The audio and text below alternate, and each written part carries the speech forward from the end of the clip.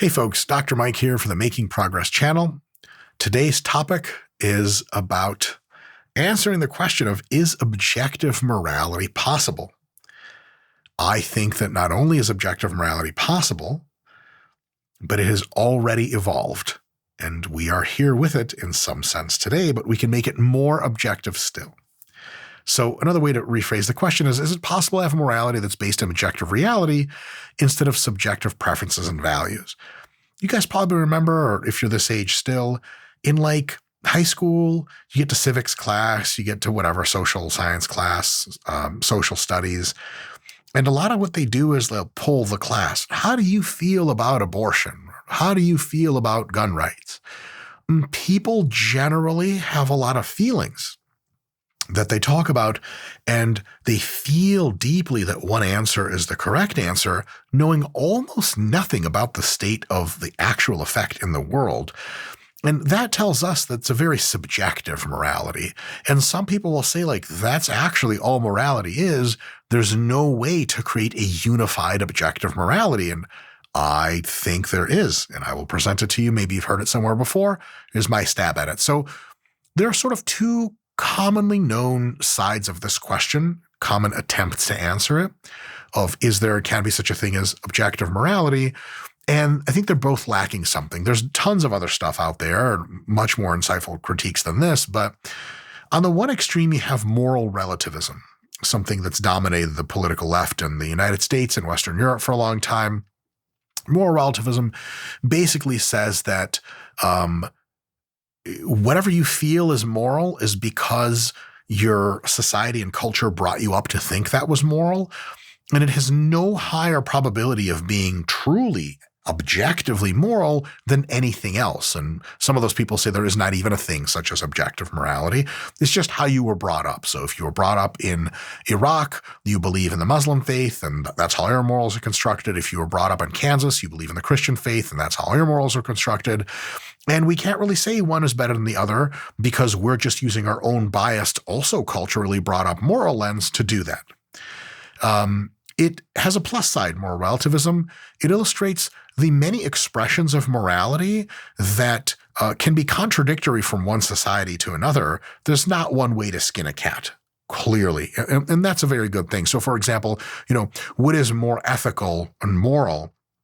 Is it the dress code that is followed by the Thai people in Thailand, or is it by the Swiss people in Switzerland? Moral relativism says, gee whiz, guys, I'm pretty sure that's just mostly down to how people appraise things in cultures. And if you had a Thai person grow up in Switzerland or a Swiss person grow up in Thailand, they would just believe whatever everyone else believes, and it's just really largely arbitrary. And to a large extent, moral relativists are correct. But moral relativists have a real big problem with things that sure as shit seem like moral absolutes. For example, and they have big blind spots about this, there is a paucity of commentary in most moral relativist circles about the practice of clitoridectomy in some Muslim parts of the African world today. Clitoridectomy is when a young woman's clitoris is removed, usually through brutal substandard surgical procedures by not doctors. And that's so the woman cannot feel too much sexual pleasure. And it's a practice instituted almost exclusively by other higher-ranking married females in the clan. They're actually reducing their own sexual competition because if you get rid of the younger women's clitorises, they're much easier to manage as wives for other husbands, and it's less likely that your husband is going to go and seek her out because she doesn't really even have as much of a sex drive anymore. Unreal brutality. And folks really don't have a lot to say about this. If you push them, they're like, well, it's really messed up, but that's kind of how they do things. And you can give them a fun little intellectual exercise. Okay, if over there, they're allowed to brutalize their women in this way, and we're not supposed to say anything about it because it's all moral relativistic. It's just our perspective leaching in to judge theirs. They have a different way of seeing things. Then why aren't we allowed to just tell trans people in the West, no, you're whatever you were born, none of that pronouns shit, no surgery, nothing. You were born a man, you look like a man, you're a man, period. End of sentence. Now, folks could say, well, because trans people are harmed and they're human and they have real feelings and you're suppressing them. I gotcha. What are we doing about clitoridectomies? A whole lot of nothing. Because they'll think, well, but that's their culture. Like, right, but can't cultures change? Can't we say no more trans? They'll say, well, humans will be harmed. I got you. Are humans harmed from getting their clits snipped off? Yeah, we can probably all agree to that. Okay, so there's this universal concept, of human harm, and that if your moral system leads to lots of at least physical, demonstrable human harm, maybe it's, oh God, inferior to other systems on that metric that do less harm to real life humans. Moral relativists have no ammunition in this fight, so they're pretty fucking useless on that ground. And, a sophomore in an Ivy League school, you can dunk right on them with this, and they'll usually have nothing to say about it. They usually just catch a lot of feelings and say, you shouldn't even be criticizing this because you're insert the wrong race or whatever. Non-starter. On the other end, we have Ayn Rand classic objectivism. On the plus side, it attempted realistically to root morality in practical terms of value production and wealth generation. On the minus side, it was kind of unmoored, almost entirely unmoored from a knowledge of biology and genetics. It's like morality was somehow reasoned into existence by Ayn Rand in 1933, and before that it had just been a giant question mark. That really does ignore a lot of moral feelings and moral actions that occur through the world and moral writings for tons and tons of years. And unfortunately for me, as I have two objectivist tattoos, one on each shoulder, by the way, the later shit kind of got into a lot of A is A tautologies that just seemed to create few dependable implications for objective morality. Like Ayn Rand towards the end was just like, life is life, and A is A, and you're rational, you're an altruist. And it was like, we're not thinking anymore, we're back to feeling a lot. And so it turns out that while Ayn Rand objectivism claimed to discover an objective source of morality, at least Ayn Rand herself and maybe most of her adherents weren't so good at explaining how objective morality works and rooting it into the rest of objective reality like biology and stuff. Like, we're all biological machines. And I think Ayn Rand found that inconvenient. She preferred we were all robots, same, but we got to treat shit like it actually is versus how we want. We have a big weapon, me and you. We have the insight of time and science on our side. So we can actually figure out how morality works and bring it into the objective sphere of understanding without having to rely on a whole lot of feelings or pretend objectivism, which just says things and doesn't ever back them up. All morality, including every human's inner moral sense, what you feel is right versus wrong, including all moral systems, including all the inner moral senses of all social animals like wolves and seals and shit like that. All of these things are an evolved framework of action and thought designed for the purpose of enhancing survival and replication outcomes for the genes and memes that control such actions and thoughts in a social setting. Morality is an ability of the brain, a discriminating way of thinking the brain does, and that tool, that Swiss Army knife your brain can pull out, is designed for navigating social settings. Thus, all morality is a proposed system of cooperation by multiple agents for mutual benefit. We're going to talk about how this works really in depth, so I'm going to say this and move on. You can trace every single opinion on morality back to that opinion, somehow implicitly at least, and often explicitly saying this way of doing this is the best for the group.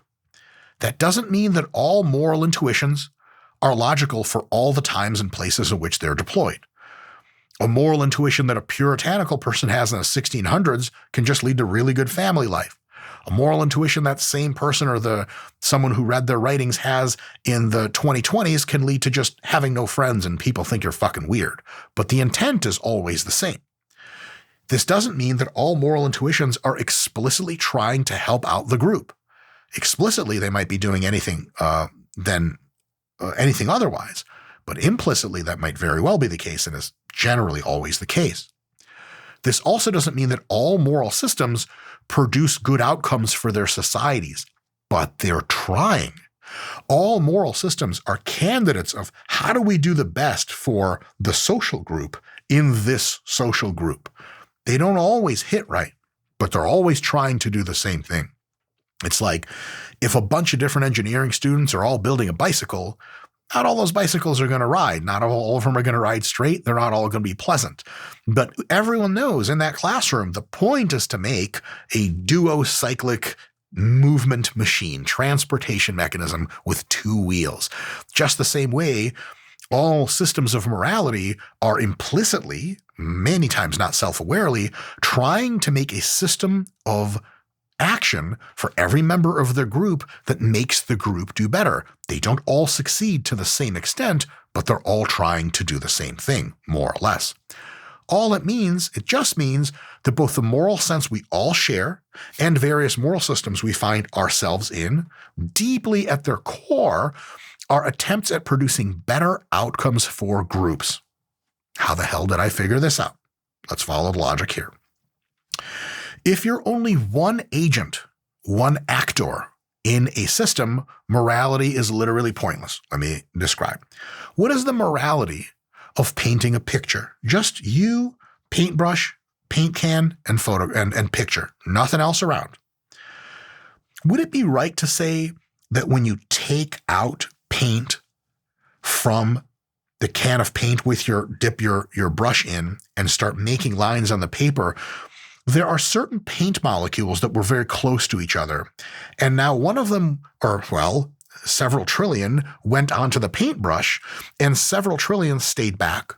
What you're doing is separating molecule families, wrenching them apart just to strew them on a piece of paper for nothing. For what? For you to have fun with? Those molecules were with each other for on molecular time, eons, and now they're gone and forever. You just did the most insane amoral thing ever. But that's nonsense because molecules are not agentic. They don't have desires or purposes or goals, and they don't have interests or motives of their own. So you did actually nothing immoral because those molecules were not agentic systems. No problem. You can continue to paint to your heart's content and you're not doing anything immoral. If there are other agents in the system and you yourself are an agent, but there are no other agents you care about, they're not on your team, morality is also pointless. Tigers, as far as I can tell, don't experience sympathy for antelopes when they kill them and eat them and their children and eat the old ones, whoever the hell's running the slowest. There's not a whole lot of morality going on there from tiger to antelope. Because tigers eat antelopes when they can because they see them as pieces of meat with legs. That's really the only way they see them. They might also see them with, like, if this thing gets pissed enough and it's huddled into a tree, it could stab me with its horns. Like, at worst, a liability, at best, a huge asset to exploit ruthlessly because it's not a team member of yours. It's not an agent you have to contend with on grounds of, okay, I might try to relate to it in a way that gives us mutual benefit. I'm not interested in mutual benefit with an antelope if I'm a tiger. I'm interested in my benefit, and that's it. Predatory animals think like that all the time, and psychopaths in 1 out of 100 or 1 out of 1,000 people in human society will take sex and they'll take lives and they'll take belongings from people and feel not a damn thing wrong with it because psychopaths at their extremes have no intuitive framework of morality that relates to deep teamwork. They don't see other people as we're on the same team. They just see everything in their lives as there's only really me and everyone else is kind of like probably the best way to see a psychopath is everyone to them is an NPC. Because when I go in and play Cyberpunk 2077, which I haven't done yet, but back in the day when I used to play Vice City or whatever, GTA, I mean, oh my God, I would do unspeakable things to people because to me they weren't people. This is a rendered video game character. Of course I'm going to run over like 80 hookers and snipe a bunch of old people from that tower. Like, that's just what you do in the game, right? That's how psychopaths see everything because they don't see a teamwork dynamic. You're not, and if they do, it's incredibly short-sighted to the point where they can exploit you and then they move on. Same with predatory animals. A team of one, that there's no need for morality, and it does not exist in that space. Now, if you're an agent in a system and there are other agents around and they can both help or harm you, now you need a logical system of how to act around them so that you can increase the degree of benefit to yourself and reduce the degree of harm from any given interaction. This is the beginning of the core impetus for the evolution of morality. This is a game theory situation, and this game theory situation has presented itself tons and tons of times over the course of evolution in similar ways. It has led to many multi-agentic societies, such as multicellular organisms in which many cells are cooperating, packs, clans, cults, city-states, as well as whole nations and international relations, because these are all multi-agentic systems trying to figure out how to do a little bit more good together for each other than a little more bad together for each other. And an interesting example, specifically interesting example of moral evolution, was that which occurred in multiple social animals, including humans and a huge fraction of mammals, really well illustrated in dogs and wolves, and it was based on what's called kin selection. So kin selection is a concept that at its deep level understands something, and it's that genes for a moral sense, genes that code moral actions, reside in the individual expressing them, but also in related individuals. Half of your genes on average that vary reside in parents of yours, in siblings of yours, and in children of yours, for examples. All those groups have half relatedness to you. So 2 siblings of yours are on average worth roughly about as much as you to the genes that run you, including the genes that code for morality. Thus, in ancestral animal and human bands, very small groups of individuals, most, if not all, of the core group was often very related. Often siblings and cousins are kind of the main actor adults in the group. And thus nieces and nephews and grandparents and stuff, they're all in the mix. So everyone's related to a pretty high degree. Thus, any action that benefited the group as a whole was generally good. But also, actions that benefited the group as a whole, but at a certain given cost to any individual, might be bad, but they might also be good. Obviously, everything that benefits the group as a whole is good for everyone in the group. That's like, 101. Like if everyone in your group gets $5, everyone's $5 richer. That's great. But there could be a situation in which even if it harms one or a few individuals, it benefits the group altogether because there may be more copies of those morality genes in the unharmed organisms because they're related than in the harmed organisms. And so thus a certain kind of sacrifice, seen as one of the most moral things a human can feel, can actually make moral, logical, game theoretical sense from a group of genes that are highly related, and thus there's lots of copies in the same little group of moral actors on the same team. For example, if a male with no children to take care of, childless male, protects 10 children of his siblings, okay, he's like an average of some fraction related to those children, pretty high fraction, but it's 10 children. So if you do all the math on the napkin, the 10 children have more copies of the morality genes that are going to make him do this next thing I described than he does. Remember, evolution is not an individual perspective action. Biological evolution is genetic perspective. It's genes that do the evolving, not individuals. Individuals are just mortal coils for genes to express themselves. So from the gene's perspective, it might actually be better for that childless male to take the fucking biggest L of all time in order to protect enough relations, 10 in this case, that the total amount of genetic material of those morality sacrifice genes still higher, and thus there's a net benefit. So for example, if a childless male protects 10 of his very closely related but not his children, siblings' children, from a predator and dies in the fight, never to reproduce again, there might be several times worth more of morality producing DNA in those alive children than in him alone. And so from the perspective of the literal genes that caused him to thrust himself between the lion and the children, and I guess the lion just got satiated eating him. So I was like, fuck it, you kids can go. This guy's kind of big. By coding for that behavior, saving those children and thus sacrificing himself was a rational and selfish survival instinct programmed by those genes and executed. So kin selection can let us say, okay, it was still all selfishness, but now if we count the selves as genes, our society, since we're so related, is kind of one kind of big self in a certain sense. So some sacrifice makes lots of sense. You'll see this even more extreme in ant colonies. Ants are generally way more related to each other than random humans are because of weird genetic stuff that happens when the queen gives birth to everyone. So I think all ants are like, this is totally off memory. Please chat GPT this. Is that all ants are like 3/4 related to each other rather than halfway or something like siblings would be.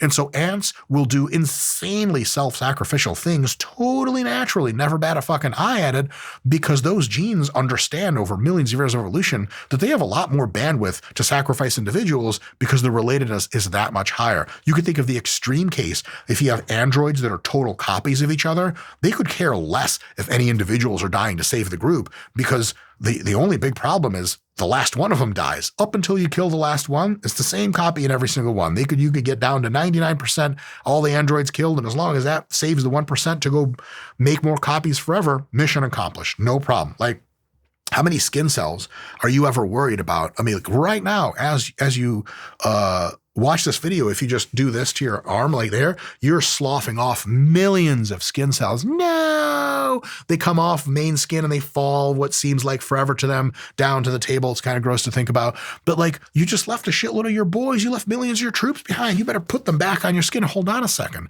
Those skin cells have essentially the same DNA as the ones right in your skin as the ones in your brain and everywhere else. So your body's totally cool with losing pieces of itself that can be replaced 100%, no problem. And a similar logic works with altruist behavior in sort of clan-sized societies. So that kin selection phenomenon, the idea that genes exist in multiple individuals, and thus now the society kind of acts as if it has sort of arms and legs in a sense, that kin selection phenomenon was what boosted morality to evolve really, really quickly for both humans and wolves, for example, and a large fraction of mammals have this expressed in some extent. And it allowed them to truly cooperate, as with no explicit known logic, these animals in these groups feel and felt over time that their actions balanced their own needs and group needs and led to tons of pro-social activity that kept the group more survivable. Giving yourself to others in the line of duty, in the line of combat, in heroism feels damn good to a lot of people. There's a reason for that. Fundamentally, it's kin selection. If kin selection hadn't occurred, it's unlikely you would be able to feel this way unless someone programmed you to do it. Now, later update to morality came when genetic selection was layered on top with memetic selection, memes. Memes aren't just pictures of celebrities you like saying things they never said. It turns out memes are any string of knowledge, any string of any kind of data that exists in minds. And these can be digital minds. It can be in your hard drive. These can be human minds. And if you tell someone like, hey, you ever heard that one joke about the cat that sang? And they're like, I did hear that joke. Now there are two copies of that joke, one in your head and one in theirs at least. That joke is a meme. And if that joke, knowing it, happens to confer some kind of survival advantage, the fuck that would work, then those memes over the generations of people being alive and dying and various things are going to accumulate because they just lead to more survival. And like one guy gets run over or some shit and you're like, he didn't know the cat joke. He never moved out of the way fast enough. Maybe some shit like that. So huge update was adding in the layer of memes on top of genes. And the big modern way in which that's expressed is what we know as religion. Kin selection does to genes, religion does that to memes. Same idea. So religion evolved as a way of unifying the group to do teamwork. That's the fundamental core purpose, implicit, not always explicit, of every single religion you will ever run into, that humans believe in. Much of religion is just a way for people with verbal and conceptual abilities, like they're aware of their environments, they can speak and describe things, to rationalize their already morality intuited actions. One big thing that some religious scholars get wrong is they say, well, if killing wasn't wrong in the Bible, if the Bible told you not to kill, wouldn't you just kill? And most people are like, wait, hold on. But like Buddhists, they don't have a Bible that says don't kill. They don't just kill each other. And if you raise people with no religion, there's tons of atheists. They have a very, very tiny murder rate and very low rates of psychopathy. I think most people feel like killing is wrong. It feels so deep to us before religion. It's true, it is before religion. Religion is this thing that says don't kill because reasons, because God and stuff. But your genes, your kin selection origins make you feel like killing is a really bad thing.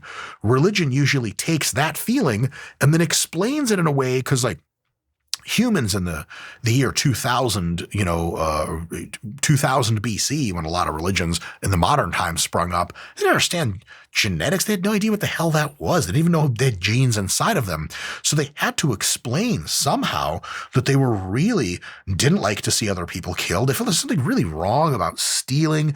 And they felt like there was this really big in-group and out-group dynamic where people who didn't look like them and didn't talk like them, they really didn't like them, didn't know why.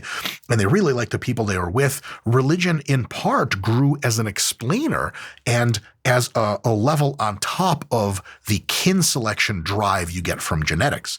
But then religion started layering its own memes and started going from human to mother to child, father to child, ancestry, and the ideas started evolving themselves. So you now had not, instead of just genetic selection for cooperativeness and behavior, you had mimetic selection. That's really what religion is. And so religion deals with a bit of a different problem than just kin selection, a much more difficult problem with which it deals very well. And that problem is, how do you get lots of people who are only nominally genetically related, or just not a ton, to actually cooperate? You can't do it on kin selection alone. It just doesn't work, because even animals intuit like, I'm not that related to you. I don't need to be around you. I don't give a shit, right? So there are a couple of ways that religion has accomplished this feat of jumping from we just care about the people in our family all the way out to we care about all humans of our faith, right? Number one, how do you do this? How does religion do this? Number one, it applies the intuitive moral sense of kin selection all but psychopaths have to all members of the religion, no matter their genetic relation. Christians and Muslims, who are literally different races, call each other brother, and they feel a brotherhood bond. That's a big deal. Religions that link ideas of what is this person to me to kin selection work way better than religions that don't. And so almost every religion has a story about life in the beginning of the universe in which God, the representative of the core of religion, is the father or the mother, and all humans in that religion are God's children. And all of a sudden you're like, it's just kin selection all over again. But when you treat people who are unrelated to you with a religion, without a religion, you're like, you look different. Get the fuck away from me. I'm not cooperating with you. I'm, like ethnocentrist. That's how that works. But religions can break that chasm by being like, that person is your brother. And if you're fully indoctrinated to believing the religion, and most of us are very well ready to be indoctrinated, I'll talk about why in a little bit, then you're like, yeah, hell yeah, we can now cooperate. What a huge unlocking mechanism. That's a big deal. Next, as a person, let's say you're designing a religion. This is how religions evolved. You establish the religion as the core of deep value to everyone in the group. And in some very important way, religion is the symbol of the group, right? This is really easy to prove. Christians, what is Christianity? It is all of the Christian peoples together, along with the deities that help them navigate daily life. So the religion is the group, right? And faith, in some sense, represents the bond of each individual to the group. I have my faith. I believe that you are a Christian. I believe in doing the right thing, and so on and so forth. So the core, if religion really makes you believe that the core of deep value to everyone in the group is that religion, religions have a much higher success rate of continuing to be adopted by people and people not rejecting them. Religions very often, maybe always, refer to something grander than the individual. something immortal, something that exists after any given individual's life, an afterlife. And this actually isn't wrong in an evolutionary analysis because as cults and clans alone, never mind modern societies, cults and clans can outlive every single individual member they've ever had if they last more than a few generations. So if you have a clan that lasts 5 generations, there's nobody who even remembers when the clan was started.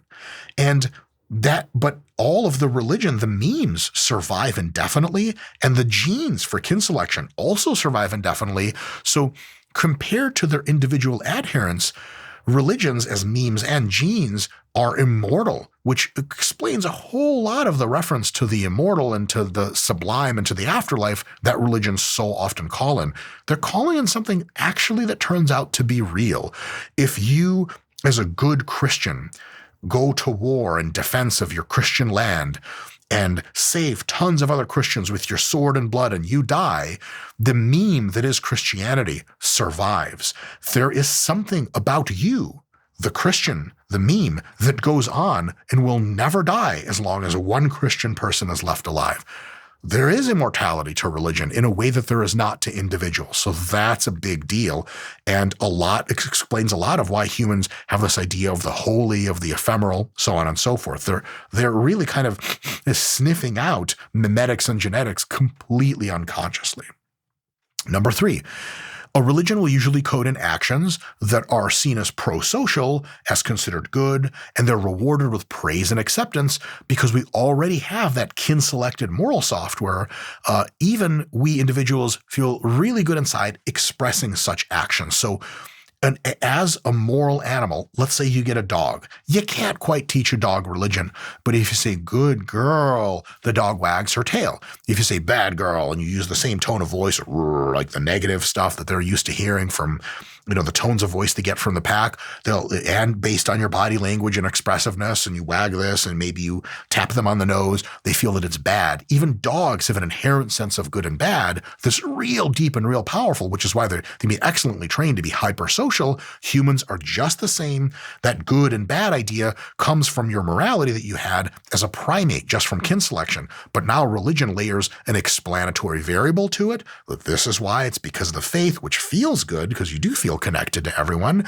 And also it gives you specific things that are good and bad, which it turns out when you're raising humans, the specific things don't matter all that much. Most humans have such a powerful kin-selected origin morality sense or religious acceptance that they're actually ready to train to say no to this and yes to that, even if those things are quite arbitrary. People want to belong, they want to believe, and most people want to see themselves as and do good. Kind of not a ton matters of how that good or bad is defined.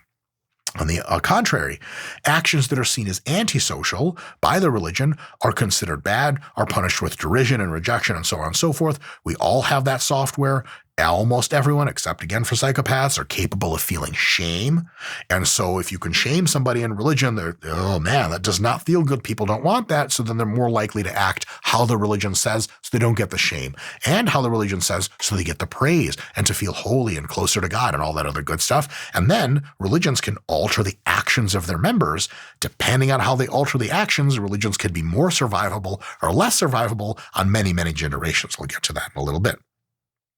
Number 5, because religion is based originally in sort of 2 situations. One is clan-sized cults of 50 to 1,000 people with lots of genetic relations, and the same lingual group. Translingual religions are super fucking new. Almost all religions through almost all of history were just one lingual group at a time. You spoke the same language in your little tribe, and no one else spoke it anywhere else. Because of that, both pretty decent genetic connectedness and that lingual connectedness, it's quite easy to leverage lots of kin selection and ability to identify one another with communication. So the religions had kind of a leg up on that sort of situation. Communication is a huge deal in teamwork, because remember, religions are all pro-teamwork, as it can allow you to organize multi-agent behavior in a way that's, if you try it without communication, it's like climbing trees to get to the moon. Yeah, it gets you closer to the moon, but at some point it's just never going to get you any closer and you're still eons away if you don't have language. So like if you have toddlers who can speak basic English, try to speak to each other to assemble something, they're going to figure out a lot, and a lot of them are going to come to at least the same understanding, could be wrong, just on language. If you have dogs try to explain something to one another, they can kind of just like bark in various ways, do their body in various ways, and point. Technically, that's language and communication, but it's not an organized language that is universal in explaining concepts. And so religion had a huge upside because religion is based on spoken, at least language, and the real solid religions that lasted are based on written language as well. So that's a huge boon to religion. Language, again, is where memes are stored in a sense. Memes are coded in by language, stored in your brain. And so once you have a language, the meme component of religion really, really, really takes off. And that beginning point of same lingual groups got a huge boost to that.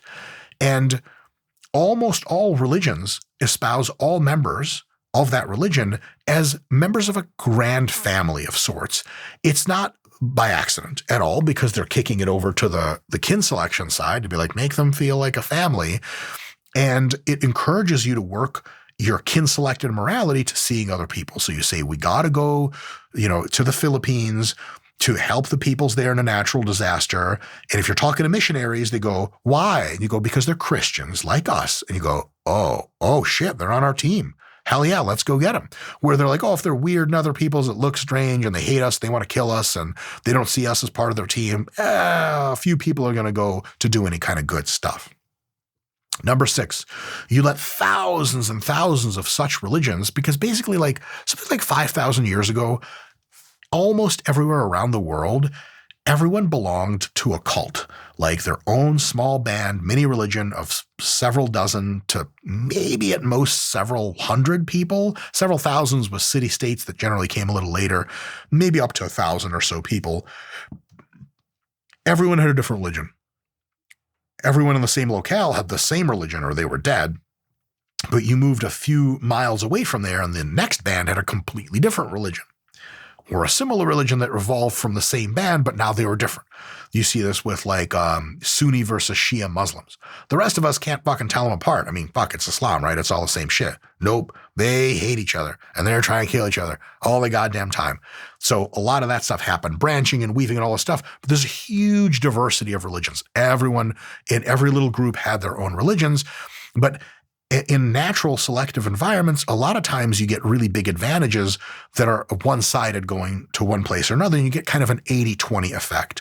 So the more successful, the more cooperative religions eventually rose to the top. Some of the way in which we measure successful is these religions are really appealing. They describe the world and your place in the world in a way that even people who aren't super smart can really understand, and it feels right to them. It really gives you a toolbox for how to understand the world that makes you feel like everything is as it is. It explains enough of the world and how it works that I'm not so curious about it, and it gives me a deep purpose. It connects me to others around me super, super well. Imagine a religion in which you're like, okay, the grandfather of the religion who's still extant, the tribal elder, gets all the stuff because he's holy and everyone else gets shit. And that's the religion. That religion generally does not tend to survive a whole lot of uprisings. But if the religion is like Christianity, in which no one person has a seat to it, there's a holy text and a way to behave and a way to relate to other people that keeps, on average, people significantly more productive and calm and less warlike than the clans from which they evolved, well, that religion gets a big boost. And every time someone new hears about Christianity or Islam or Buddhism or one of the major world religions, a lot of those people be like, damn, dude, that really sinks in. The mimetic transfer is much easier. Whereas if you have other religions that are complex, nothing really feels like it hits, it's just you're just unlikely to adopt it. So it's just not really going to spread.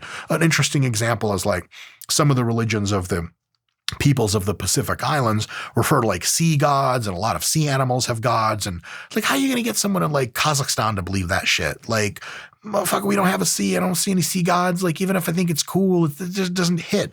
But if someone from Kazakhstan gets exposed to Christianity or to Islam, it might make a whole lot of sense for them based on how they feel and everything like that. So over time, these more mimetically successful religions rose to dominance. Today, Christianity plus Islam plus Buddhism, 3 religions out of thousands and thousands and thousands all over the world, and still thousands all over the world, account for something like 62% of all humans.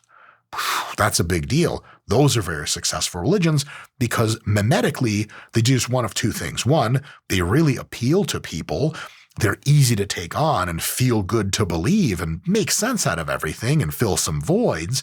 And two, they don't lead to like total social collapse, at least rapidly. So like, the countries that had Christianity in them a while, they did pretty damn well. Muslim countries did pretty damn well. Buddhist countries did pretty damn well. Compared to like if you had a country running on some animistic religion, which required like inordinate sacrifices all the time, you just might not really get off the ground to build a whole lot of society in a place like that.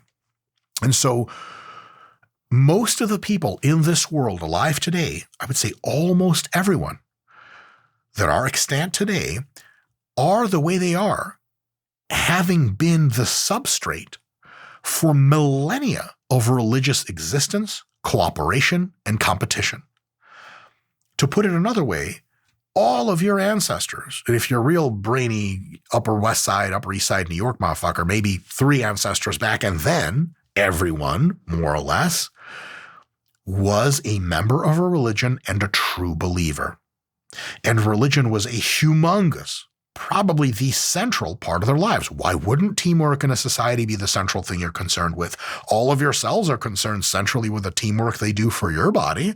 So all of your ancestors for the last multiple thousands and thousands and thousands of years evolved in that religious setting. Religion was the standard. And by the way, even as little as like 100 years ago, 99% of all global peoples were religious. Only now is that starting to break up a little bit, and it's still more than 90%.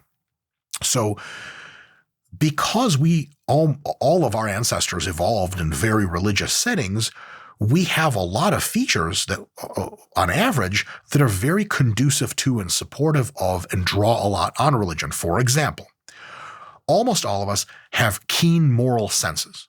So those who had shallow senses weren't cooperative enough. Like if someone's not willing to be like, trust me, I'll get you back for this later, and you can't believe them because your moral sense isn't tuned enough or theirs isn't tuned enough, then it's just not going to work out as much. And those who were really giving in their moral senses but weren't as skeptical, those people that were really ready to praise but not to shame, got outcompeted because they just got scammed too many goddamn times and scammed right out of the gene pool. So that happens. So almost everyone you will ever see has a very well-developed moral sense. Because morality and religion are so close together, so morality is at the core and religion seeks to explain it and accentuate it, and we evolved with tons of religion for the last millennia, almost everyone has a deep religious sense, a spiritual sense. Most people, just you raise an 8-year-old, 12-year-old, 14-year-old, they're going to start asking questions like, what does it all mean? And they have some ideas, they have some feelings about what it all means. Spiritual senses are now almost universal to almost all people. Here's another thing that's almost a universal, if not a universal. Most people have deep needs to feel a part of a team with a big, grand purpose. One of the sort of moral failings, in a sense, of libertarianism, which I'm a big fan of, is that if you give everyone tons of prosperity and tons of freedom, and they go, okay, so what does it all mean? You go, whatever you want your life to be. Most people naturally do not have a recourse to that. They're like, well, fuck, man, I'm just out here by myself, and we're all made of molecules and shit, and we're going to get swallowed up by a black hole in 5 billion years, and that's all you have? People need more. Why? Because we evolved. We co-evolved with religion as one of our main tools in our toolbox. So because we co-evolved with it, most humans are primed, ready at a young age to be taught a religion, to accept a religion, to understand the world in religious teamwork style ways. There's us, there's them, there's good, there's bad. Good helps the team, helps the faith, bad hurts it. Almost everyone is ready for that sort of thing. And you don't give it to them, they tend to, find considerably less meaning in life and go on, create their meaning somewhere else. These same people, which is to say most of us, usually find only shallow fulfillment in many acts that are not group and faith-based in nature. People have tried to find fulfillment from all other stuff. People make a lot of money. At some point, it's just a way to keep score and you don't really give a shit anymore. You care, but you're like, I don't know, this isn't giving me that kind of warm and fuzzy feeling I wanted. People chase a lot of tail, like celebrities and shit. They'll just get mounds of pussy. And most of them end up on heroin because they're like, I don't get anything out of this anymore. It's cool while it lasts, is not feeling deep meaning for me. While on the other hand, you could literally go and interview monks that spend their entire time doing only religious stuff. They have almost no other worldly concerns. And these people on psychometric tests are ultra fulfilled, ultra happy. You're like, how hell does that work? Well, we've evolved a long time to be primed to find deep meaning from teamwork, connectedness, working towards something beyond us, a big grand purpose. That's religion. It's evolved with us. We can't just abandon it, most of us, because then something feels like it's missing. And most people, because we're real fine-tuned to accept a religion and utilize it and be a part of a group, we have really fine-tuned senses, or rather a proclivity for feeling real extreme disgust and this is wrong about some things, and about other things being like, this is elated perfection. This is the rightest thing I could ever think. And it doesn't so much matter what those details are of what is wrong and what is right. That definitely has huge genetic components with some variation across religions.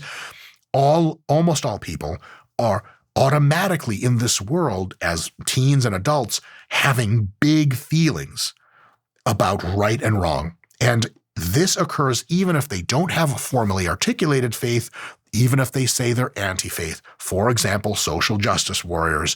You can get these folks who say religion is a lie, it's the opiate of the masses, whatever Karl Marx said, and then they're going to have some fucking religious ass feelings about a ton of stuff. And to say, hey, so there's no right and wrong. They're like, well, no. Like, okay, I got you. Let's go make fun of ugly people to their faces. They're going to be like, how could you? But doesn't that feel so wrong? Be like, well, it's just ape stuff. You got it all mixed up. Who cares? Nothing matters. They're not going to agree with that.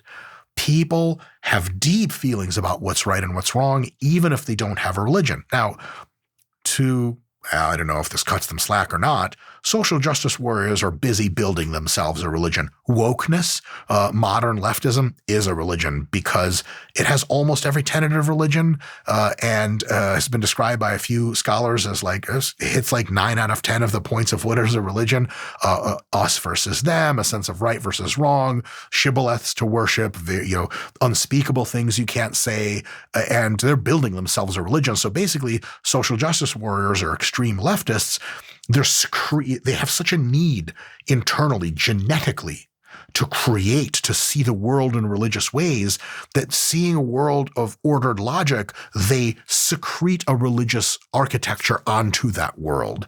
And they have themselves a religion one way or another.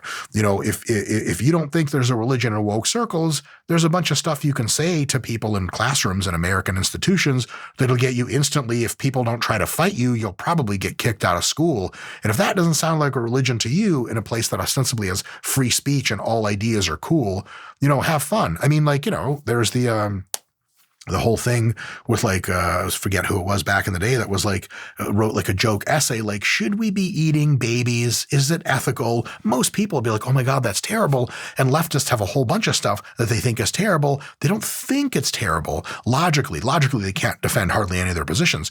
Emotionally feel like it's terrible.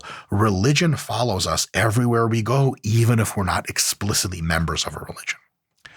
And so since the dawn of religion and many eons after, the average human today now knows, or can know if they talk to ChatGPT for a while, a lot more than ever.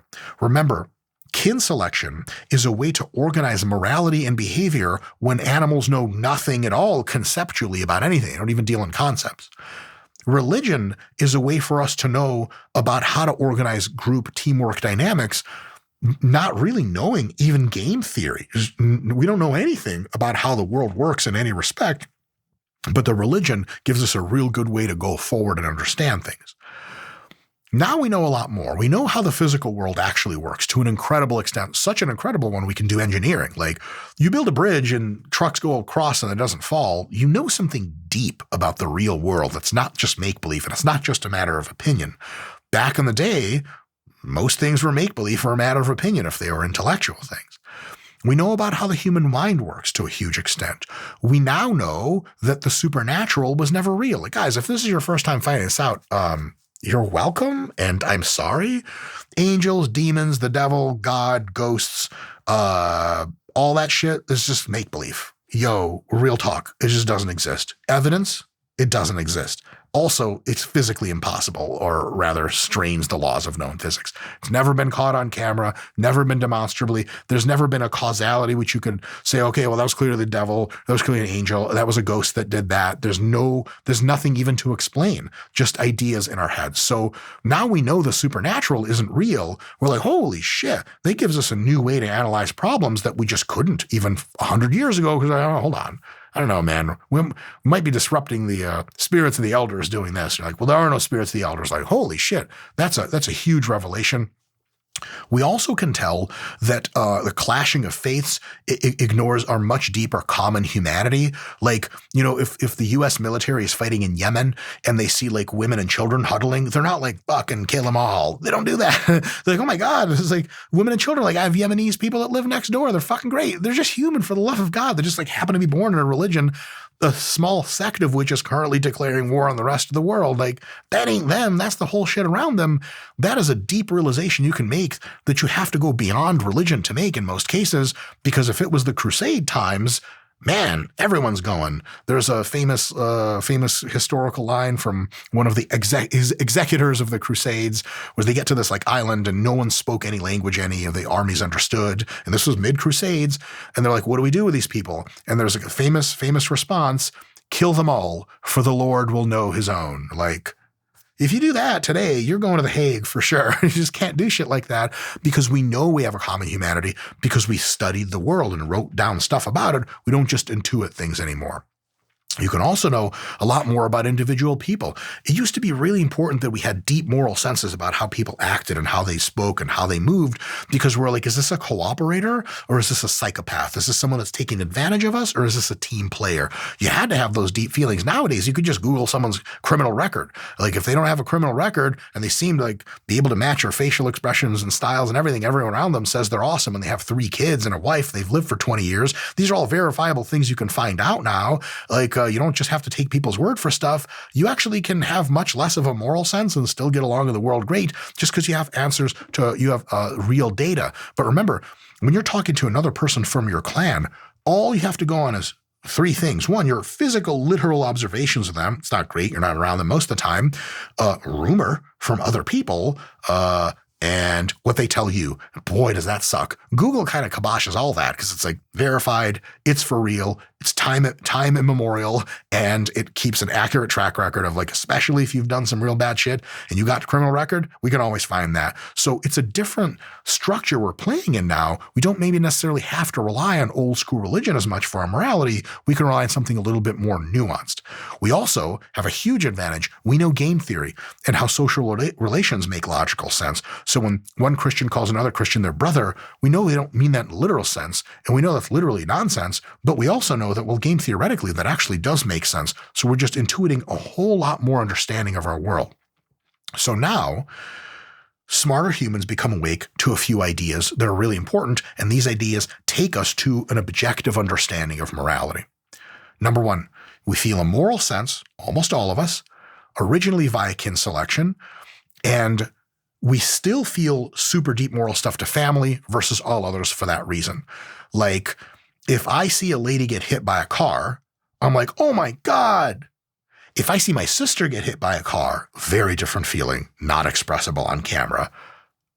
Shock, tragedy, anger, the whole thing, times a million. It's still a thing. Kin selection still works, even though we have this milieu of religion layered on top of it, and now a global super understanding of reality layered on top of it for some of us. That's still, the core is still there 100%. And that's something we have to realize. A big way in which this is logically, just as a quick example before I move along, the kibbutzim, the kibbutzes, that little socialist little mini communities all through Israel that tried to like do socialism, but like at whatever scale they were trying.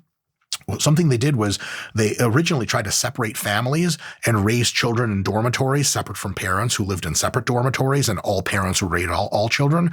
And they realized quite quickly that that is absolutely not going to work, because parents will care more about their own children than other people's children. You cannot erase that short of like gene editing. They luckily don't do that in kibbutzim just yet. So if you're going to make a society that functions, Objectively, one thing you have to understand is, okay, so let's write some shit down. So let's get a pen. People like their families more than other people. Okay, write that down. Okay, there's got to be a recognition in the law. One of them, Scott, isn't there one part of the Constitution where like you can't be made to testify against your spouse? That's a thing, right? I'm not sure.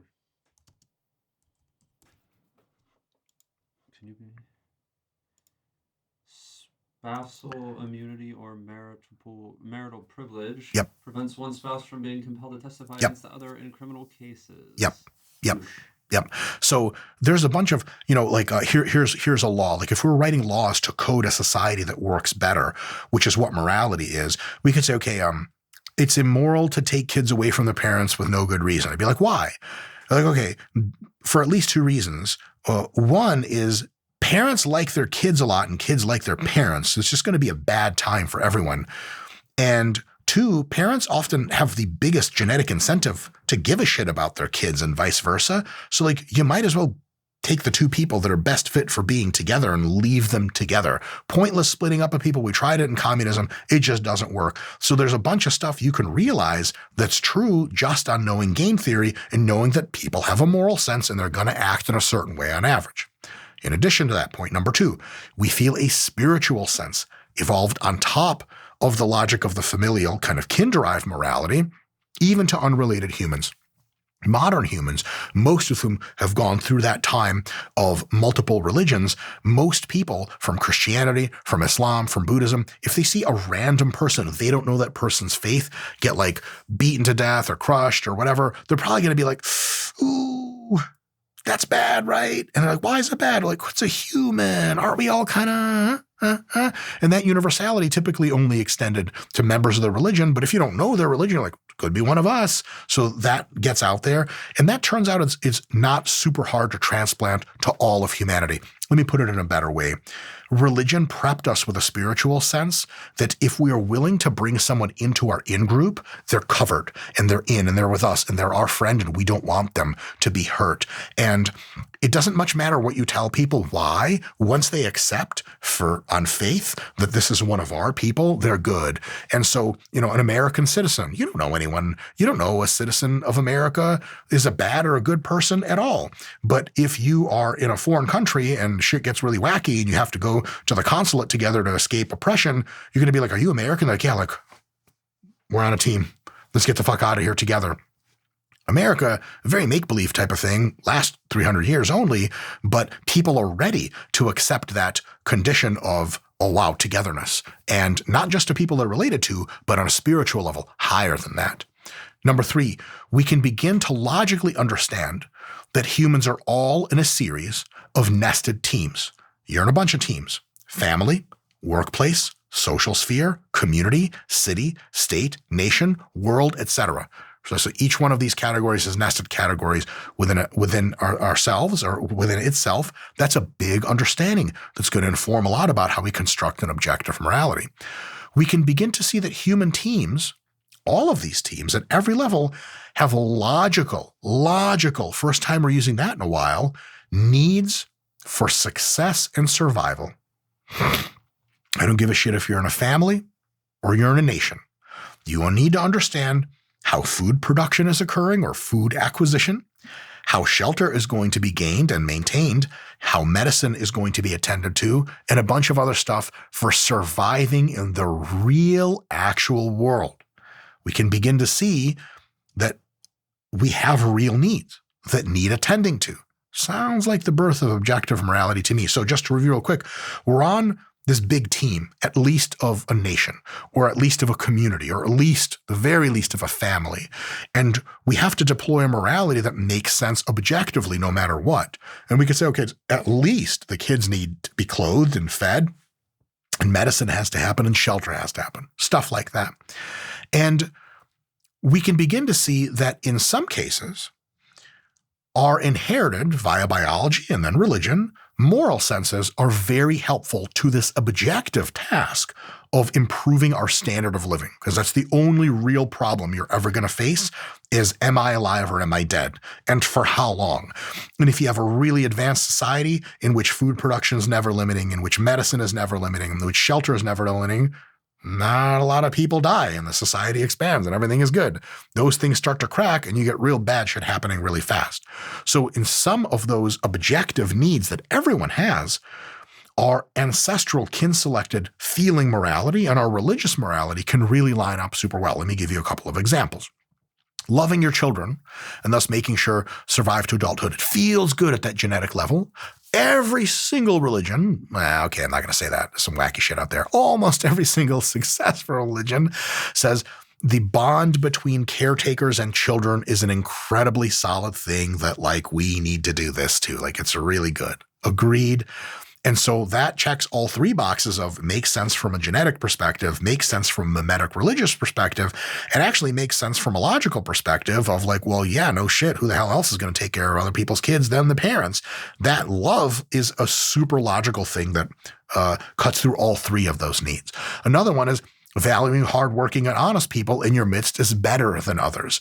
If you do that, then you have, it feels good, like the moral sense of like, that person, Bill's great, man. He's a hard worker. It feels good. And also hard work is a really important thing to generate all that value, which is the objective goodness that you can shower onto society. Bill's a hard worker. It gives all of us more food. It gives us better equipment for which to get more food. It gives us better medicine. If you have enough lazy people, enough of your society is so lazy that no one does anything, then you don't have a society. You have just a lot of dying people all at the same time. And so hard work is probably objectively a good thing when there's lots of problems to solve with hard work, and thus seeing people as better when they're harder workers and maybe marginally not as good when they're not as hard workers makes some good objective sense and intuitive moral sense at the same time. Another one really quick is trusting people with shifting intentions less. People are kind of shifty. You're like, I don't know, man. Morally, that makes me feel weird. Intuitively, I don't like it. And logically, like, yeah, I do know that there are people with some fucking weird things on their minds and they might want to scam me or scuzz me. So it checks both boxes and I'm good to go. So sometimes there's a really good alignment among all those three. Other times the alignment's not that great and it produces not ideal situations. So we can begin to see, and so point number 6, we can begin to see that in some cases our inherited via biology and religion moral sense or moral senses are just not super helpful in our modern environment. For example, in the late 60s and early 70s, people on the political left were fully embraced into the idea, some still are, that individual differences in action are entirely responsible for by cultural inputs, sociological inputs. Like how you were raised is entirely what made you. Genetics is, everyone basically just has the same genetics for average human behavior. They were wrong about that in at least one really obvious respect. Psychopaths are almost a hugely vast majority genetic effect, and they're just broken, and there's no fixing them in most cases, especially at the extremes. And so a lot of leftists literally with political power pulled psychopaths, known killers, out of jail or prevented them from going to jail. They invited them to dinners and luncheons and talked to them. A lot of times these people are good looking. They're really smart. They're really savvy. They fake the expressions really well, and they're really fun to be around. And they're like, well, of course, like these people are just misunderstood. Like we misclassify them. They know the error of their ways of what they've done before. People can change. And it turned out that applying that sympathy emotion that everyone had to psychopaths is why do leftists care about psychopaths? This is so much an intellectual thing as it is like, this is another human. And through no fault of their own, through society's fault, they were done dirty and they did some bad things, but we're able to talk them through that. They told us they know why it was wrong. They explained to us. It's all, we have to have this moral sense. We feel this deep connection to help and connect with other people. We're not going to leave people behind just because they did some bad. And listen, that comes from an absolutely great place. The problem is that psychopaths know you're a fucking chump and will absolutely do you dirty precisely because they know that. So there's at least a few incidents of very, very famous psychopath people being out in the wild because leftists let them out, and they go and just kill again. And they're like, what is this guy doing? They're all shocked. Well, maybe if you weren't just using your sympathy vomit device. You just throw sympathy up on people, or let's do nice like a Green Lantern ring that projects sympathy on everything it sees. If you weren't just raw living your animalistic sympathy moral sense of like, like if you see a bulldog on the side of the road and it's going, and its paw looks broken. I mean, everyone except for a psychopath is going to be like, Jesus Christ, let me help that thing. That's your sympathy gun. You shoot it at usually the right things. But if you know you're dealing with a psycho, you don't need to shoot the sympathy gun. As a matter of fact, that's bad. And people who can't pull away, who have a misalignment for their intuitive morality versus objective morality, they're going to get into some problems. Most of them don't even know objective morality is real. So they're just going to intuit, this is a good person. Trust me, they're rehabilitated. And then they're going to be like, oh my God, this guy killed again. What happened? Well, what happened was you shot your sympathy sense at someone just because you feel like shooting your sympathy sense everywhere. You never asked the question of, what is the person actually going to do? Let's examine their deep logical structure and their predictive nature and see, like, are they really going to kill again? Are they the kind of person that's worth our sympathy? Another one is when folks on the political right were trying and still do to some extent to prevent the use of human embryos in biological science. Folks, I can assure you there's nothing morally wrong with using human embryos in biological science. The downside is you cook a shitload of embryos. They literally do not feel. They do not have the capacity to feel. Feeling requires at least a partially developed nervous system. And at some level, embryos do not have that. They don't have the signaling or the processing to feel any pain or any emotions at all. This can be very objectively demonstrated. It has been like 100,000 fucking times. But people still shoot that sympathy gun at them, this time on the political right. It's not about left and right. We all do weird shit. And so, no, we can't do research on embryos. Do you understand that doing research on embryos will heal millions of actual feelings people from disease? Yeah, maybe on paper you realize that, but there's something feels wrong about embryos. And that's dope, but it's not going to lead to good things. That is where your subjective morality is incorrect. And the objective morality needs to supersede, often doesn't, and thus it causes a missed opportunity to save millions of lives, which really sucks. And a more extreme example of morality going off the rails when it objective doesn't line up with subjective is when you do super destructive things to people that you don't feel are on your team.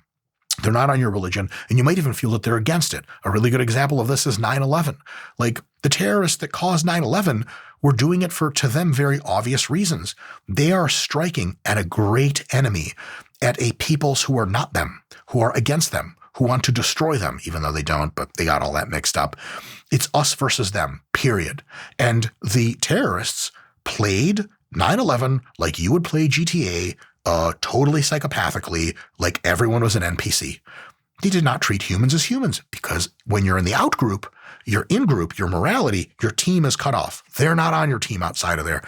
It feels right. I guarantee you, everyone, I guarantee you the vast majority of the terrorists near 9/11 felt complete moral righteousness in their actions.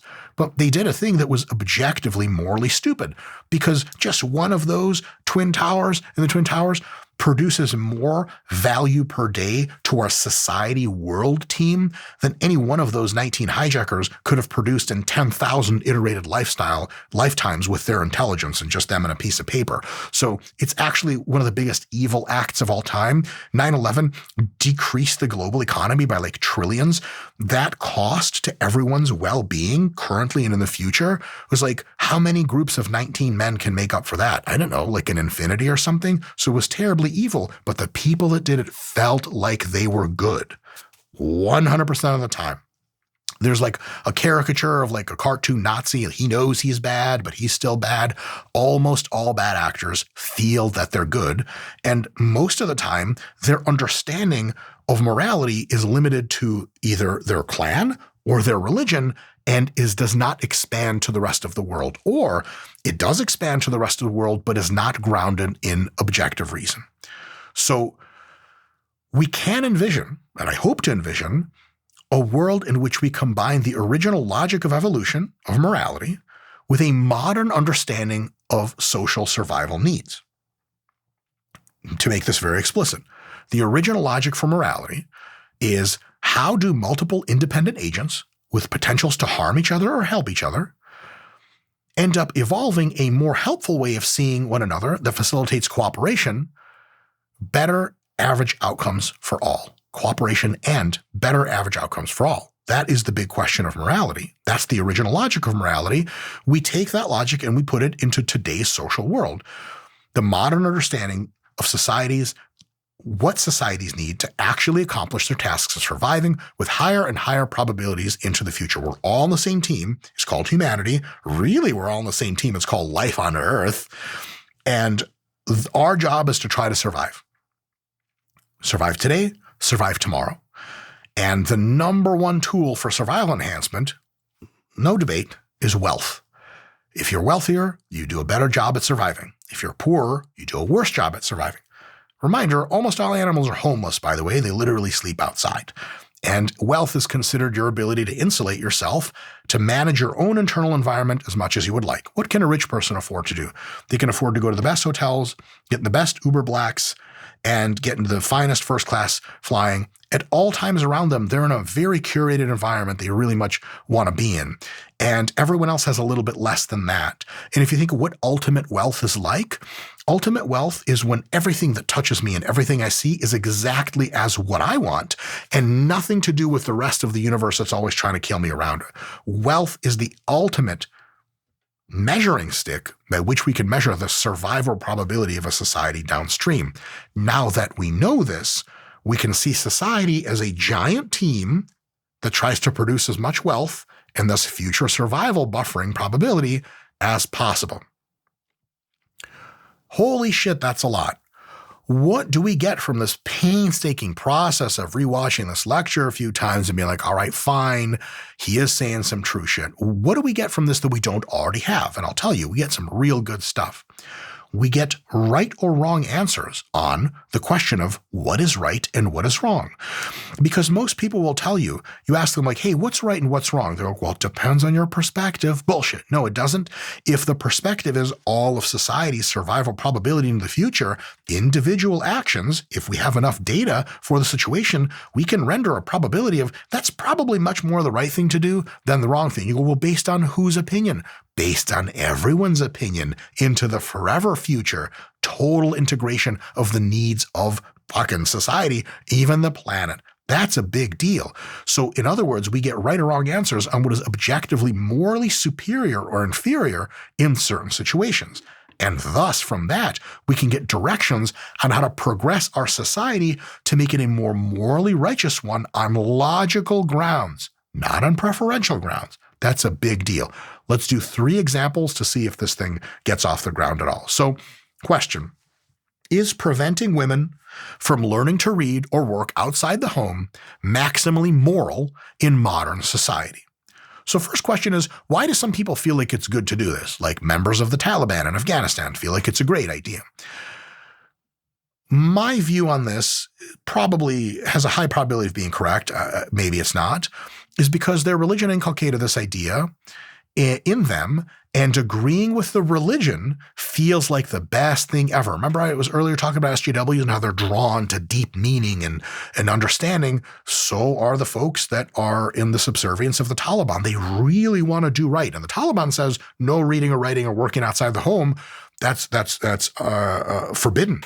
And it makes actual women in the Taliban feel really bad if they're secretly reading under lamplight. Because God can see you, bitch. Are you out of your mind? And he knows it's bad and you know it's bad because the religion says it's bad. So disagreeing with the religion feels like hell. And that's just about it.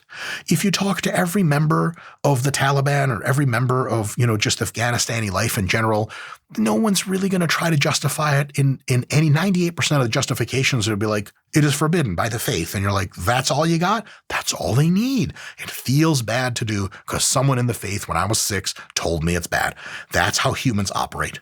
That's good enough for the religion. But objectively, it hasn't answered the question of, okay, but in the real world, is it a bad idea or a good idea to keep women out of the workforce and keep them illiterate? Before we answer that, what is the evolutionary driver, the moral evolutionary driver that gets people to say like, yes, this is the way we do things? This is a trippy concept, but societies in ancestral times had a big problem with fidelity. If you are a male, and you let your wives and daughters out of the house to do work, and you let them learn to read and all this stuff, and they just gets them out of the house more and lets them interact with other things more, then there's a chance that men you don't approve of inseminating those daughters and wives. So in a certain game theoretic system, locally, not on a grand moral level, very locally, it makes sense for the males to try to keep as much constraint on the physical movement of females as possible, ideally just jamming them into one place and basically having them be a child care baby factory home caring machine. And then whatever needs to happen outside the home, that's for males to do. Because males don't risk becoming inseminated if they leave the home, because males cannot be inseminated. Not for lack of trying. Scott the Video Guy and I did years of that. Am I right? All right. Ugh. So remember, women are immortality generators. If you're male and you have access to fecund women, you can multiply your genes with them. If you don't have access to fecund women, that's it. As soon as you hit 90 and croak, there's no copies of you. And so immortality generating is a real huge incentive for kin selection. And wives of the men, you think, okay, but what about the women? It's 50-50. The men want one thing. What do the women want? Well, the independent, free, single women who have almost no power in society, or very little in that society, they might want a whole lot of things. But the older women, the women that already have husbands, they don't want their husbands going out and inseminating stray women out on the street. And you know how that goes. They fall in love, they leave you, and now you have no social safety net, because the Taliban does not do that sort of thing, and neither did anything in history in that region. And you're trying to raise 8 children by yourself as a woman. You're done. You're toast. Your kids are all going to die. You're going to die. And so its evolutionary logic actually makes sense from the hierarchically higher status female perspective to be like, I don't want these floozies in the streets. So no, I don't want women working. I don't want them out of the home. I want all women accounted for, and I want my man accounted for, and I want, if my man's going to go get himself in trouble with women, it had better be under the protectorate of another man who has a fucking scimitar and is going to cut that dude's hand off. Free women. We all know what happens in Western societies. You let women go out and you let men go out, and they make lots of babies together, and relationships get all fumbled. You can't have control of your local situation if you let that sort of thing happen. So remember, none of this is explicitly thought through. It's just a thing that their particular version of Islam arrived at, and it checks the big morality boxes. They don't know why. They just feel like it's right, because for them, it feels right, and the faith says it's right. So you got a real double whammy. But is this actually a good idea? Well, what's the goal of the modern society? What's the actual goal of modern society? And that's to produce as much wealth as possible and deploy it to increasing the survivability of society. Less death and disease, more learning and insight about the world, more altering the world around us to be less deadly to us. World moving. Like building cities and shit and dams and all that other good stuff that wealth can let you do. And so does preventing women from reading or working outside the home enhance or detract from that goal? Well, you're going to massively nerf like half of your productive population. You're going to limit wealth creation in a huge way, leading to way lower standards of living and thus objectively incorrect behavior. See Afghanistan today. Objectively, Afghanistan today is not a good place to live. Some people might have an okay time there, really bought into the faith, but I guarantee you if you just took them from Afghanistan, you moved them to their own little community in Sweden, and you gave them all the cool Swedish stuff of first world wealth, then they'll have an even better time living in Sweden. How do we know this? Anytime you allow people from the very oppressed parts of the Muslim world to come over to modern Europe and all the other modern countries of the world, they flee like there's no fucking end, because they know it's better.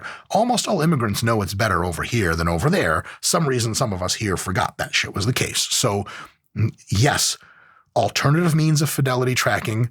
Let me getting ahead of myself. So no, it's not the correct thing from a modern objective view of morality to not let half of your women work and let none of them learn how to read. It's a real bad idea. It's going to keep you poor and closer to death.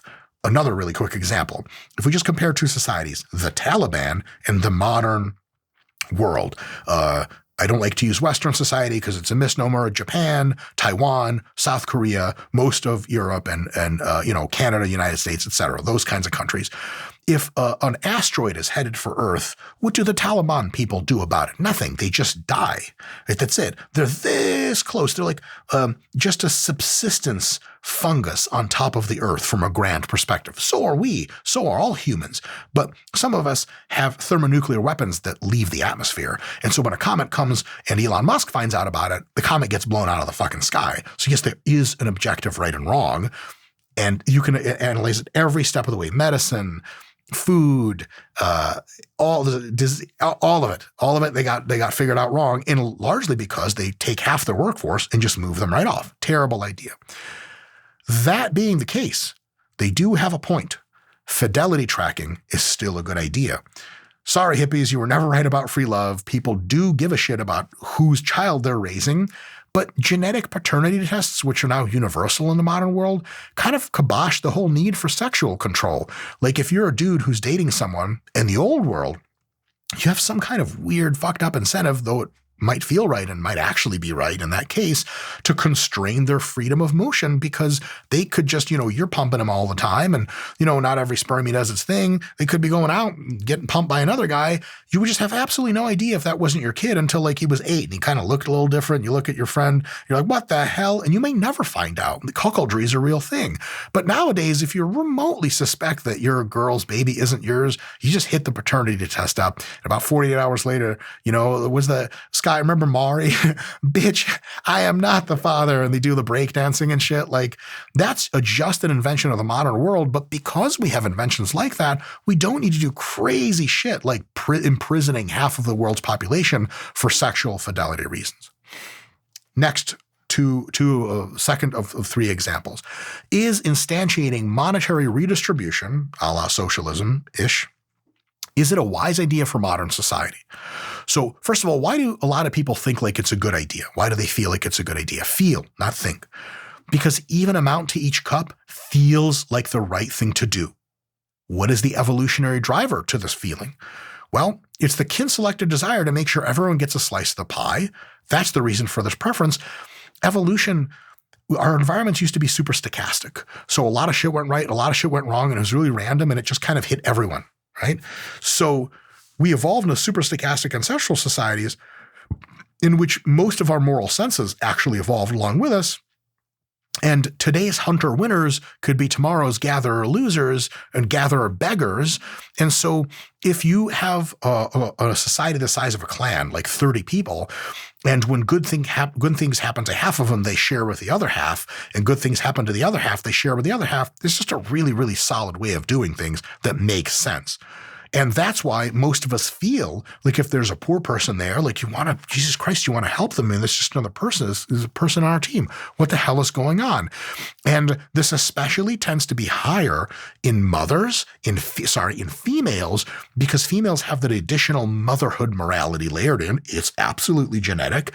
And to a mother, she's more likely to see all things like her children than average, just, because obviously like, we see puppies as our own children, for the love of God, so we're not that precise in our neural networks. When you have that motherhood drive, even amount to each cup makes even more sense because your children that you're raising have roughly equal proportions of your DNA, and you need as many of them as possible to survive to the next generation. So you're not going to be playing calculus. Well, this one seems to be the healthiest today. He gets more food. He could just get eaten by a tiger tomorrow. And then all these other children you haven't been feeding are like, this is my best bet.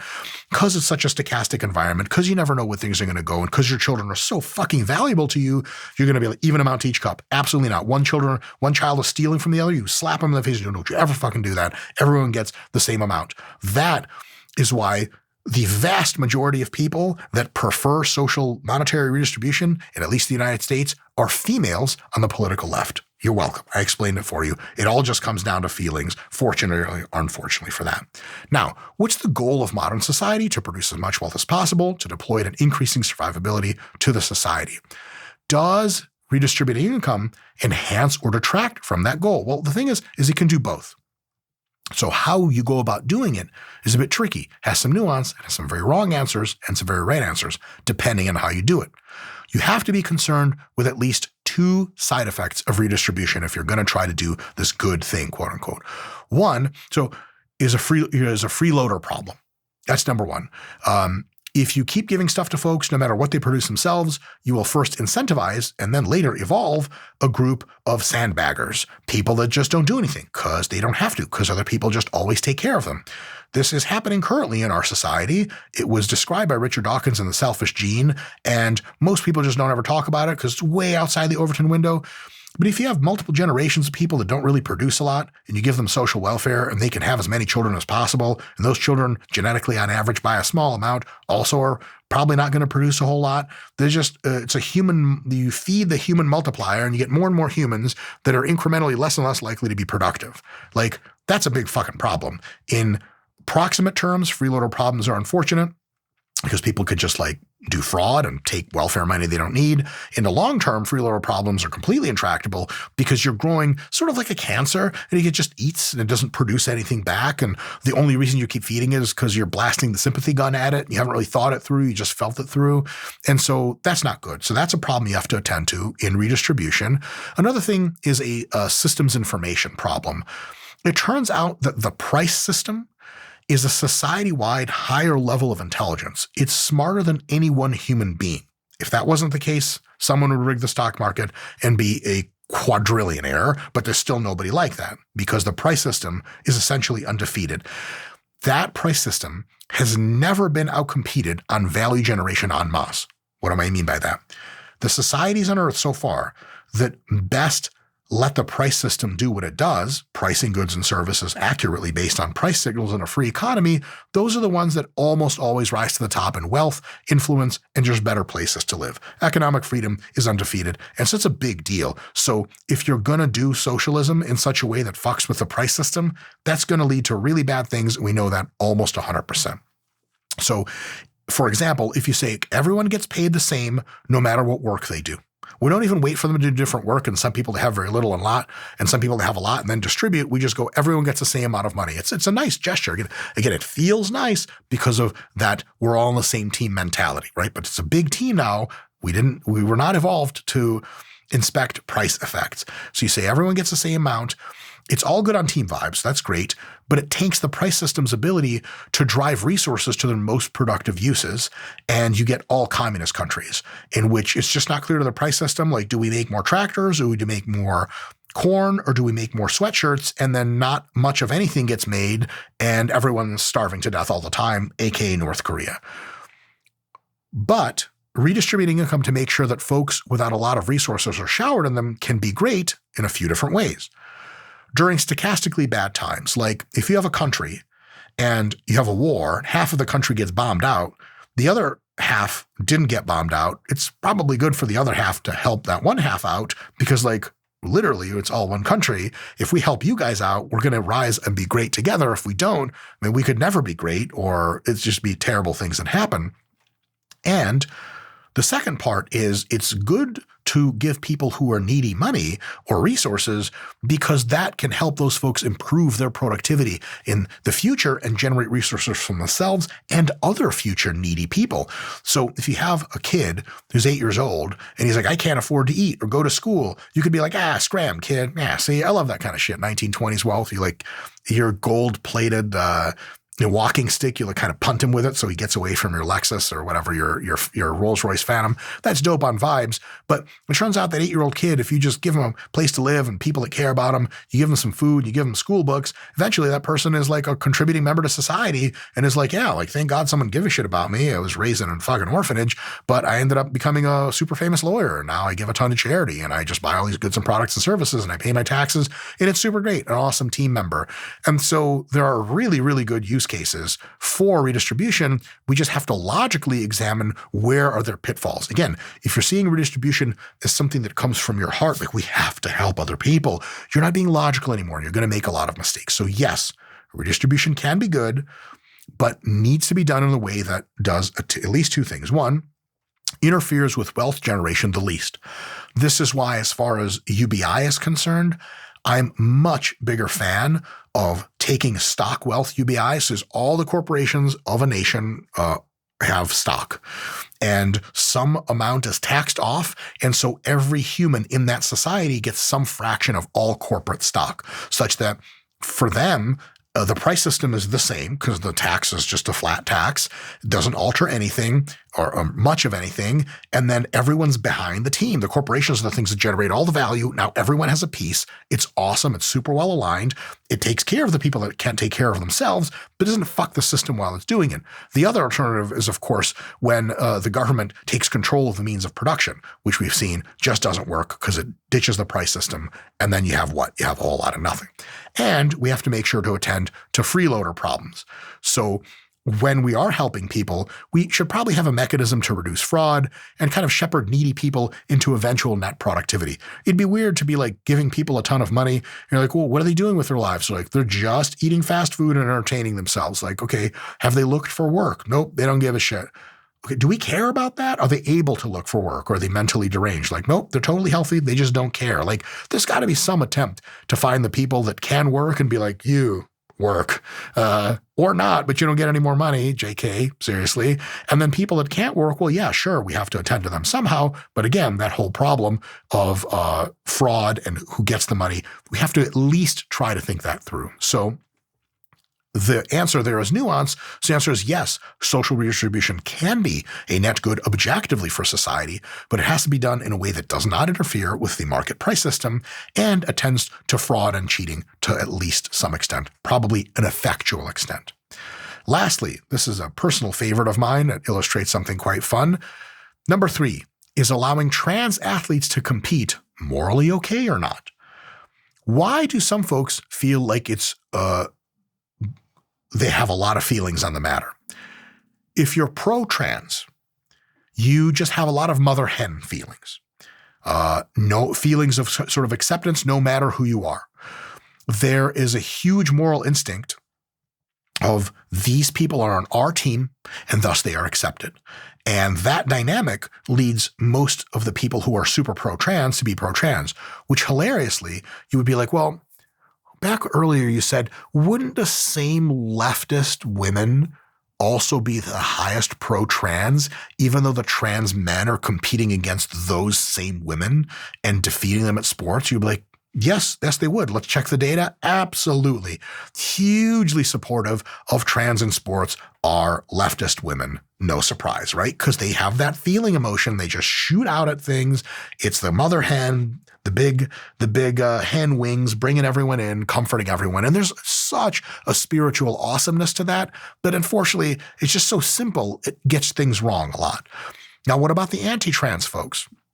In many cases, it just feels unfair to them in a guttural, moral, kin selection-y kind of feel to let two types of people compete in the same category, especially via males' awareness of dominance hierarchies. When a male sees another male try to ascend a dominance hierarchy, they want just really one thing: fairness, so that I know if you're above me in the hierarchy, you earned that shit.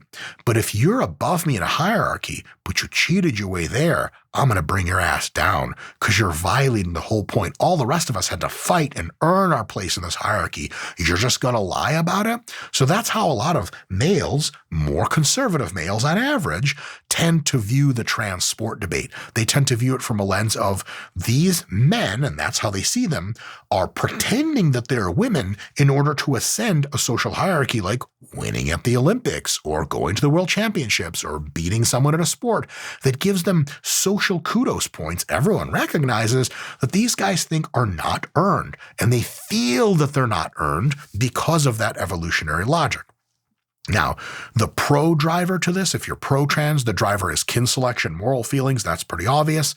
And the anti-driver is sexual selection, competition, morality feelings. Basically, if you are violating where you're supposed to be and you're trying to run up a social hierarchy beyond where you're supposed to be, the sexual selection dynamics that especially men in that case are really attuned to, that is a non-starter, so they really don't like that sort of situation. And what is the goal of modern society? Well, it's to produce as much wealth as possible and deploy it to increasing survivability of society. Does a certain policy on trans competition enhance or detract from the large goal of actual for real society? We're trying to survive against the elements. Well, short of like an insanely speculative, domino effect type of logic. Like, it starts with the trans people, and pretty sure after that they're in our schools and our churches and our governments, and then the military's gay, and the whole like conservative road to nowhere that all begins with one weird video, and then the enemies at the gates, Roman Empire, that whole bullshit. So short of something as insane as that, not really. Trans sport is almost a non-issue entirely. Or in other words, whatever is good for the sport federation in question and its fans is the right answer. If you have a sport federation that says no trans competition, all right, like if they still sell tickets and a lot of people like that, dope. But if another sports fed goes, you know what, we're going to allow trans competition under these rules, and it's the same sport and they end up getting a lot more traction, all of a sudden it's good to go. Imagine the UFC said absolutely no trans stuff whatsoever. But then another fight league like ONE or something like that, they were like, you know what, we're just going to straight up allow people to do matches where ratioed for strength, like it's actually not that hard to measure. You do punching power assessment, and then you get people with the same punching power of different genders in the same match. I'm saying it clears good enough for us. You might have people tuning in to see women and men beat the shit out of each other that ends up drawing so many advertisers because there's millions of people watching that now ONE championship is making more money than the UFC. And now they can funnel some of that money to their superstars in the isolated sex classes, and they just win. And then in 2035, the ONE championship is the only one in town, and the UFC is like some backyard league. Maybe that's the play. Or it's the other way around, where as soon as ONE championship lets women and men fight each other, trans and everything, most people are like, oh, that's really icky. I don't like that at all. And then UFC gains a ton of traction. So it's really, that's the only way to answer that question. There's nothing deeply moral whatsoever because everyone's signing voluntary contracts. That's it. There's no crime being committed.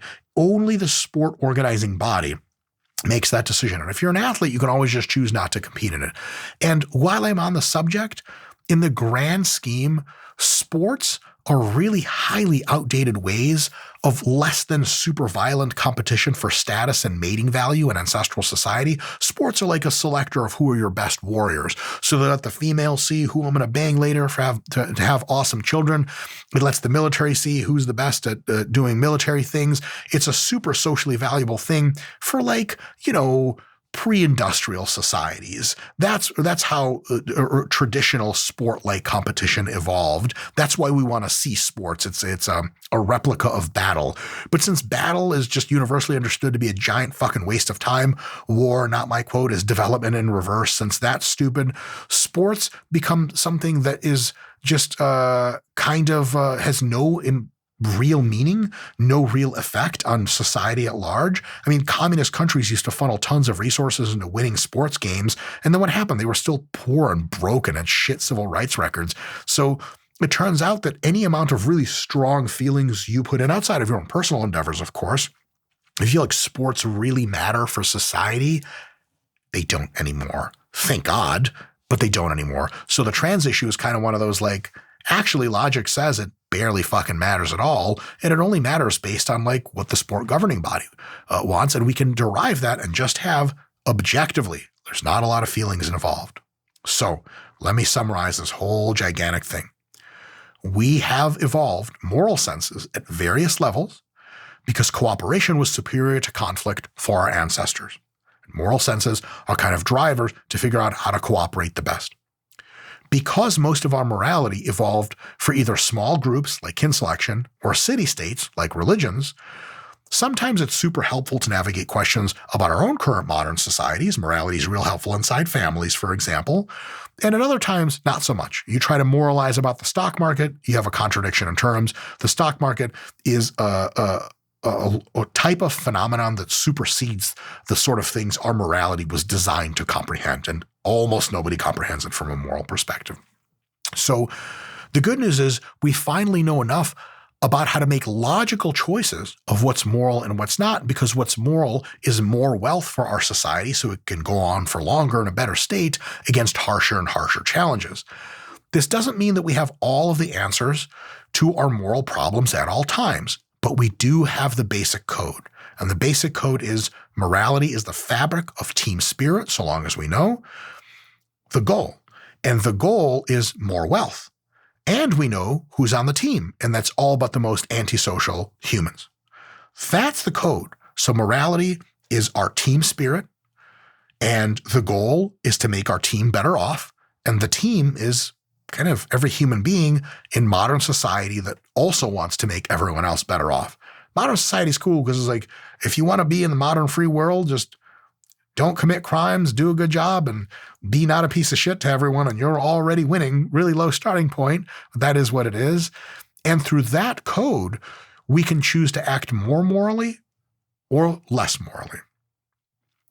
Lastly, we are about to give birth to our ultimate team member, artificial superintelligence. And hopefully, artificial superintelligence will see us as its teammates. Hopefully, we'll see it as our teammate. And then the wealth generation and the survival for society get completely and totally insane. But TLDR, seek to be more productive and cooperative. And that checks the biggest moral check boxes, period. So if you have a person that is cooperative with others, gets along great, and is really productive, morally they're okay in almost any modern system. If you have the alternative, it's probably going to have a tough time. Anyway, let me know what you guys think and tell me how I never studied formal philosophy, and serve me up in the comments. See you next time.